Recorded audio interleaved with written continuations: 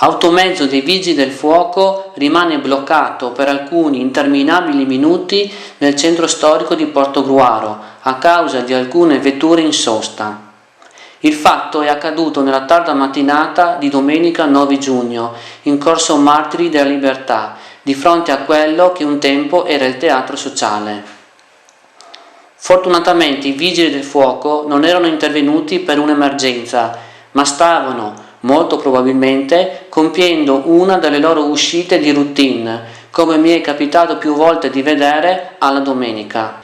Il tragitto dei Vigili del Fuoco si era già rivelato ostico ancora prima di giungere in questo punto di Corso Martiri, a causa di alcune vetture parcheggiate al di fuori dei consueti stalli blu.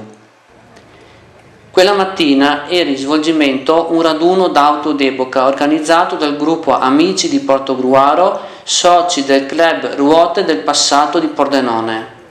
L'evento aveva attirato in Corso Martiri numerosi passanti e curiosi, i quali hanno potuto ammirare queste vetture d'epoca posteggiate, oltre che nei consueti stalli a spina di pesce sulla sinistra, anche a destra, lungo i margini della strada. In questo modo però si era ridotta drasticamente la larghezza della carreggiata, tanto da consentire il passaggio alle sole auto dei residenti. Tutto sembrava filare per il verso giusto, quando è sopraggiunto, inaspettatamente per gli organizzatori dell'autoraduno, un mezzo antincendio del locale distaccamento dei pompieri, che è stato impegnato non tanto a spegnere un incendio, bensì a passare attraverso due ali di auto in sosta. Grazie alla piena collaborazione dei proprietari di un paio d'auto d'epoca, i Vigili del Fuoco hanno potuto procedere il loro tragitto, che comprendeva ancora altri due ostacoli da superare: un arco gonfiabile pubblicitario e la torre di San Giovanni.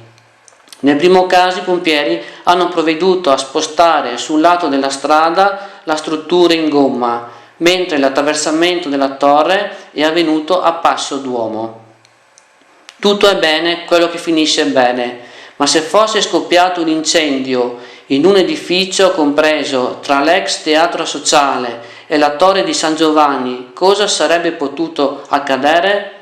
L'amministrazione comunale di Portogruaro, che ha autorizzato questo autoraduno, non si era posta il problema di garantire il passaggio dei mezzi di soccorso in Corso Martiri?